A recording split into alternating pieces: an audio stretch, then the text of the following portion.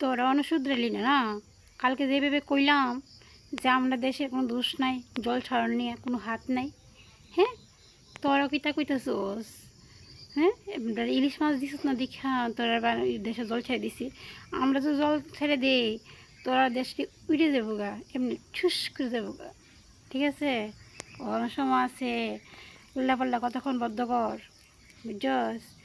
এমনি দেশে পরিস্থিতি ভালো না, সব দেশেই এমন হয়েছে।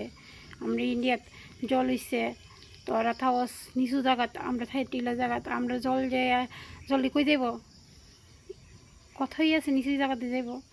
তোর কথা আমরা ইচ্ছা করে জল ছেড়ে দেই, ইলিশ মাছ যাস না করে। আরে আমরা দেশে কি মাছ কম আছে রে? হ্যাঁ, ইলিশ মাছ, সোনালি ইলিশ মাছ পুকুরে চাষ, এবার ডুম্বুরের মাছ আছে, কত মাছ আছে, সমুদ্রের মাছ আছে। কী কইতে চাস? ভালো ভালো, একদম ভালো জায়গা, উল্টা ফাল্টা কথা কম কর।